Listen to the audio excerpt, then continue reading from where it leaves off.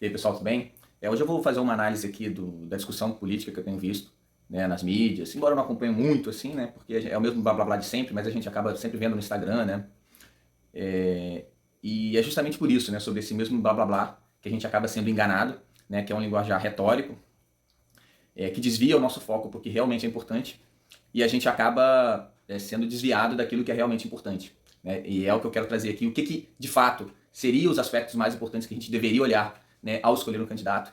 Pelo menos alguns pontos que eu acredito ser relevante, né, fica a seu critério aí para você definir qual é o mais relevante, mas são pontos que praticamente ninguém fala.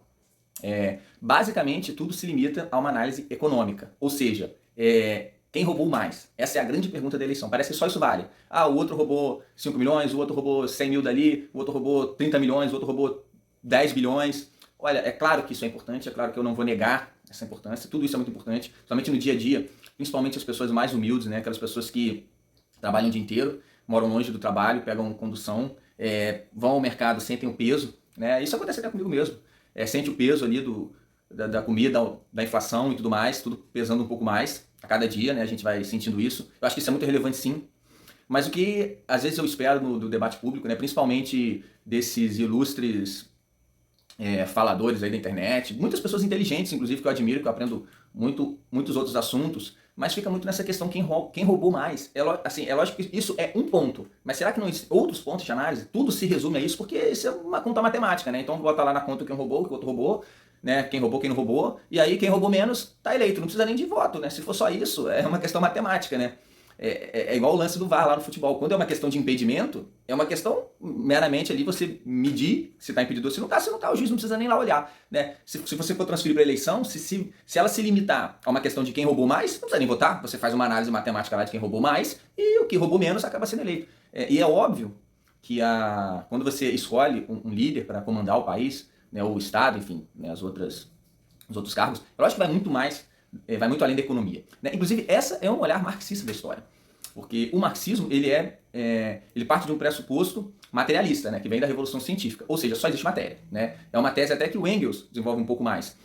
Se não é material, se não é palpável, se não é sensível, não existe. Né? Então, quer dizer, só por aí a questão da religiosidade, ou da crença em Deus, da crença cristã, por exemplo, que a maioria dos brasileiros, isso daí é totalmente... não, simplesmente Deus não pode existir. Né? Não existe a possibilidade de Deus existir dentro de uma ideologia marxista.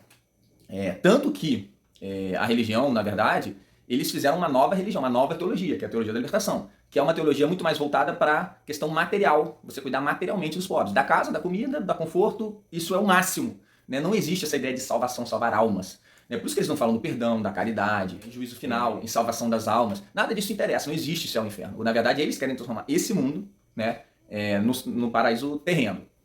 Então, faz parte de uma análise marxista do mundo. Você olhar, fazer a análise, né, da escolha de um candidato a partir do viés materialista, né? Se só valem a matéria, só vale aquilo que é sensível, só vale aquilo que você toca, logo, em última consequência, né, só vai valer em última análise o que é financeiro. Aquele candidato que roubar menos, que melhorar a economia, ele vai resolver todos os problemas. Né? Só isso importa. E você vê que a discussão acaba sendo... as pessoas de esquerda, elas levam a discussão para esse lado, e a discussão acaba sendo toda pautada nesse viés. Às vezes eu vejo um candidato de esquerda e um candidato de direita debatendo. E aí o candidato de esquerda fica sempre acusando essa questão de corrupção e o da direita fica sempre respondendo isso. Né? E o debate fica preso nessa questão. Quem roubou mais, quem não roubou, denúncia de corrupção. Se limita a isso. Você só fica discutindo quem é corrupto e quem não é. O de direita fica tentando provar que é honesto, ficar preso, né, nessa rede e esquece de... o professor lá já tinha ensinado, você não tem que entrar nessa disputa de discutir quem é mais honesto, você tem que, né, uma coisa que eu estou tentando fazer nesse vídeo aqui, não estou nem dizendo que eu vou conseguir, mas é desmascarar o que está acontecendo, mostrar, olha, você está só falando sobre isso por conta dessa teoria marxista, materialista, tudo se resume econômico, você não olha para outros aspectos, outras coisas não é importante, e outras coisas que são relevantes para a nossa sociedade. Por exemplo, a questão da educação. Né? Até no âmbito da educação, você diz assim, não, cortaram tantos milhões, cortaram 30% do orçamento, aumentou 40%, aumentou o salário do professor, diminuiu o salário do professor. Quer dizer, só isso importa. A questão da educação, gente, não é se tem dinheiro ou se não tem dinheiro. Você vê nos testes internacionais, países africanos, onde as crianças estudam no chão, passando fome, chega na hora da prova, elas tiram nota melhor do que as crianças brasileiras, que fica aprendendo Paulo Freire, desconstrucionismo na escola, teoria crítica, só sabe criticar, você critica uma coisa que você ainda não aprendeu. Como é que você vai aprender aquilo que você já criticou? Eu, por exemplo, eu discordo muita coisa de Karl Marx, mas eu estou lendo aqui o livro já li o Manifesto Comunista, estou lendo aqui o livro do Kolakowski, 3 volumes pesados, Para primeiro entender, aí eu posso dizer, ó, em alguns pontos eu concordo, tem coisas que ele fala ali que fazem sentido.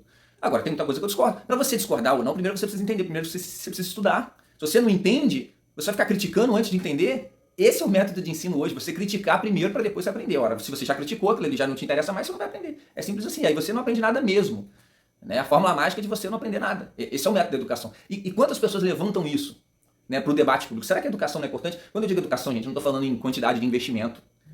Educação, hoje em dia, é praticamente gratuita. Você abre o YouTube, se você tiver um sinal de Wi-Fi por aí, você se educa. É estimular a educação, estimular a sabedoria, estimular o prazer pelo conhecimento, pela busca da verdade. Não é lógico, gente, eu não estou desprezando a questão financeira. É lógico que é importante o professor ter um bom salário, é lógico que é importante ter merenda na escola, mas mais do que isso é importante aprender. Antes você ir para uma escola que não tem merenda e você estude de fato e aprenda, saia de lá com sede de buscar a verdade, do que você ir para lá, encher a barriga, aprender a fazer sexo, aprender que não tem gênero, aprender a fumar maconha e sair de lá de barriga cheia. Isso não resolve o problema, pelo contrário, piora o problema. Né? Eu lembro quando eu era criança, assim, o Brasil ele era considerado um país pobre, mas onde as pessoas eram felizes. Hoje a pobreza diminuiu muito e quase todo mundo que eu conheço ou tá com depressão, ou tá doente, ou tá querendo se matar, ou... Pera lá, gente. Essa relação entre o mundo material, ganhar dinheiro e ser feliz, ser uma pessoa bem-sucedida, ser uma pessoa educada, ser uma pessoa honesta, ela não é direta. Né? Outra coisa é a questão da segurança pública. Ah, não, basta resolver o problema da pobreza que ninguém nunca mais vai roubar. Não é assim, gente. Você vai lá na Índia, regiões pobríssimas, onde as pessoas não têm dinheiro para comprar uma comida e você tem furto baixo. Roubo baixo, criminalidade baixa em alguns locais. Se fosse assim os políticos, que é a classe dominante, que são os mais ricos, não iam roubar. Tá vendo como eles são? Sempre tem essa questão da contradição do que os políticos fazem. Né? Eles falam que basta você resolver os problemas econômicos para ninguém roubar. E eles mesmos levantam a acusação entre eles mesmos, quem rouba mais, quem rouba menos. Ora, se o problema da corrupção, do roubo, né, fosse só um problema econômico, os políticos não roubariam por essência. Obviamente, todos os políticos ganham bem pra caramba, ninguém precisa roubar. Simples assim. Basta isso pra você ver que, na verdade, às vezes parece até o contrário. Né? Quantos mais esses caras têm, mais eles roubam. Quantitativamente, né? Outro dia, um tempo atrás, eu vi uma reportagem, essas denúncias da FIFA, um senhor de 80 anos que tinha roubado 500 milhões. Eu falei, gente, por que um cara de 80 anos vai roubar 500 milhões? Você vê que, na verdade, é uma burrice. Porque isso vai se tornando burro. Se você começa só a se importar com dinheiro, com a matéria. Porque a inteligência ela não é material, gente. Isso tudo é metafísica, é a busca do sentido, é você buscar compreender. Nada disso é material. Se você se preocupar só com o material, você vai ficar cada vez mais burro. Como são essas pessoas? Quanto mais elas têm, mais elas querem, mais burras elas ficam, mais desesperadas elas ficam, mais infelizes elas ficam. Tem vários livros aí que falam sobre isso. A gente, no mesmo período que a gente teve esse aumento do consumo, do conforto, as pessoas estão cada vez mais tristes. E muitas vezes os países onde as pessoas têm mais, é onde elas sofrem mais também. Por quê? Porque a pessoa quando não tem, ela ainda fica naquela expectativa, né? O pobre. O dia que eu tiver, eu vou ser feliz. Só que nos lugares onde elas conseguem, elas veem que elas não são felizes. Aí elas se desesperam por completo. Porque, bom, eu achei que se eu comprasse aquele carro, eu ia ser feliz. Eu comprei um carro muito melhor e continuo triste. Então acabou, não tem mais jeito. E não é assim. A felicidade, ela tá para além disso. Então eu acho que essas questões, né, que eu acho que a gente precisa levantar, por exemplo, a questão da educação. Hoje, como eu digo, né? Como eu disse, a gente fala dessa questão do investimento em educação. Mas quantas crianças saem dali... Eu tô até com um exemplo aqui, ó. Livro pequenininho, Apologia de Sócrates. Se você tiver um mínimo de cultura, são poucos, né? Já leram esse livro aqui, ó. Pequenininho, gente. Uma sentada você lê. Quantas pessoas hoje que saem da escola, saem de uma universidade, conseguem abrir esse livro, ler, terminar de ler? Quantas são capazes de começar a ler um livro desse tamanho e terminar de ler? Só aí você já mata 70%. Elas não vão conseguir ter disciplina e organização para ler um livro desse. Quantas vão conseguir ler, compreender? 5%. Quantas vão conseguir ler, compreender e explicar? É lógico, Platão é complexo, mas ele tem várias camadas, né, de compreensão. Então, estou dizendo na camada mais simples, entender a história que está sendo contada aqui. Não precisa entender a metafísica, as explicações mais complexas, não. O elementar, assim, a história, quem está contando, qual o contexto, onde se passou, qual continente, qual época. Se a pessoa souber isso aqui, eu já me dou por satisfeito. Quantos por cento hoje das crianças que vão às escolas conseguiriam abrir esse livro, ler, entender e contar para um coleguinha? Porque se você não consegue contar para o outro aquilo que você aprendeu, você simplesmente... Você e um cavalo, um papagaio, nem um papagaio, o papagaio ele consegue falar. Né? Você não está nem no nível de um papagaio. Se você lê um livro e não consegue explicar para a pessoa do lado, então, o que você fez na escola durante... A gente passa às vezes 15, 20 anos, gente. Imagina você se dedicando 20, 30 anos a um esporte, a uma técnica, a uma questão de arte, cara, você ia sair dali um fenômeno. Eu tenho certeza absoluta. Qualquer coisa, qualquer área da vida que você passar 20 anos se dedicando, você tem que sair dali um fenômeno. Dominando aquilo ali. Ver os atletas, ver o pessoal de circo, as coisas incríveis que eles fazem. Eu sempre uso esses caras como exemplo. Os caras saem dali e você fala, caraca, nunca vou conseguir fazer aquilo. Coisas incríveis, coisas bárbaras. No bom sentido, né? E hoje o cara sai da escola, ele passa 15, 20, 30 anos e não aprendeu. Aí você fala assim, o que você aprendeu lá? O cara não sabe o que dizer. É uma espécie de lavagem cerebral. A única coisa que ele consegue sair de lá é com ódio de aprender. Ódio de ler, ódio de estudar. Você dá um livro pra uma pessoa, só falta ela te agredir, porque ela fica com horror daquilo ali. É isso que acaba acontecendo com as nossas crianças. Então, quer dizer, é lógico que a economia é importante, mas não é só isso, né? Eu dei o exemplo aqui da educação, né? Dei o exemplo da segurança pública, né? Outro tema que acaba não sendo abordado, a questão sexual, a questão das drogas, que podem ser tratadas até de modo similar, porque eu considero tanto as drogas quanto o sexo um vício, né? E o vício, ele, se vocês tivessem lido Platão, se as pessoas lessem Platão, eles iam saber, o vício perturba a alma, perturba a inteligência, você perde o discernimento, você vai ser inclinado a sempre buscar aquilo ali, e você perde o seu juízo. Vê se um viciado, um drogado, um cracudo, ele tem um juízo normal.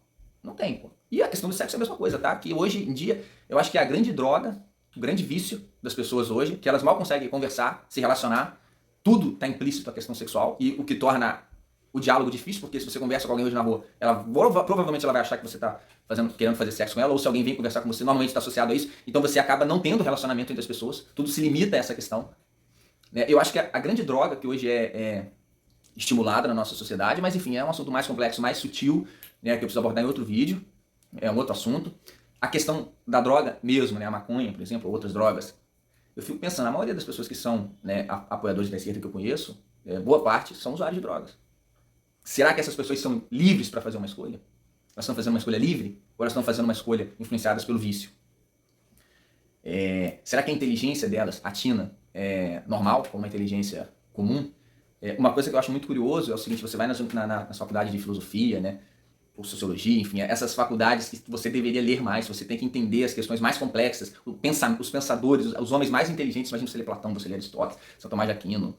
Pô, entender esses caras aqui, cara, quando eu pego esses livros mais profundos, eu leio 2 páginas, 3 páginas por dia, troco, né, folheio mais tranquilo, porque não dá, se você ler 10 páginas ali de um livro desse, você fica com dor de cabeça, porque o negócio é complexo. Isso, no meu caso, não sou usuário de droga, né, pratico atividade física, estou acostumado com a leitura, imagina um drogado, né, e hoje as faculdades de filosofia, né, são características disso, não estou dizendo que todo mundo, gente, não estou querendo generalizar, né, mas assim, é uma marca, né, do estudo de humanas hoje. Então, quer dizer, o que essa pessoa está aprendendo? O que ela está...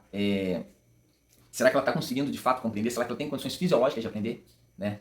Esse é outro ponto, assim, até que ponto essa questão do vício, quantas vidas estão sendo destruídas, quantas inteligências estão sendo destruídas, né? E aí, tanto a questão do sexo, quanto a questão das drogas, quantas famílias são destruídas? Será que dá para botar na ponta do lápis? Ah, não, a economia vai bem, eu vou roubar pouco. A economia vai bem não, né? Porque, enfim, eu vou roubar pouco, supondo, né? Da boca para fora ali todo mundo promete. Mas você vai perder sua família, porque você vai ser viciado em drogas, o seu filho não vai saber mal ler e escrever, né? Mas você vai ter ali a sua droguinha todo dia, bolsa droga, só falta criar isso. E, enfim, a sua vida vai permanecer normal, né? Você vai ter sua droga, não vai ter família mais, vai poder fazer sexo o dia inteiro se você quiser, se tiver disposição. E é isso que importa, né? A questão econômica, quem roubou mais, quem roubou menos. Então, quer dizer, o que eu quero dizer com esse vídeo, pessoal, é assim, pouco importa, na verdade, quem roubou mais ou quem roubou menos. Eu quero saber, aquilo, em primeiro lugar, aquilo que é mais importante, né? Aquilo que Aristóteles, São Tomás de Aquino ensinou, é próprio do sábio ordenar o que é mais importante, se não é a família, se não é a religião, se não são os valores da educação. Eu acho que não roubar é importante. Mas isso é talvez o 5º, 6º, 7º ponto de análise. Se eu tivesse, de fato, um candidato que prometesse cuidar desses pontos, ainda que roubasse, porque eu acho difícil uma pessoa que prometa essas coisas, que entenda a importância dessas coisas, vá de fato roubar. É lógico que todo ser humano está sujeito, né, a um desvio, alguma coisa assim. Ó. A política é um meio que é difícil, você tem que lidar ali com o menos pior. Eu não quero entrar nessas coisas pequenas, mas assim... até que ponto assim, a gente não está olhando, deixando de olhar para essas coisas mais importantes? Essas coisas ninguém fala. Será que vale a pena um candidato que rouba menos, mas que destrói minha família, destrói a inteligência dos meus filhos, destrói a minha religião? Porque a gente já vive um período de perseguição religiosa, claro, né? A gente vê na Nicarágua hoje. E hoje aqui o cristão ele é sempre taxado como radical. Se você é cristão, você já é pressuposto que você é um radical. A sua opinião não importa, não, você não pode misturar religião com política. Então, quer dizer, eles esquecem que o primeiro a separar, na verdade o primeiro e o único a separar política de religião foi Cristo, né? Quando ele disse, né, a César o que é de César, é a Deus o que é de Deus. Porque em todas as culturas antigas, a figura do rei, do imperador, ele ele concentrava. Ele era o representante divino e ele era o representante da lei.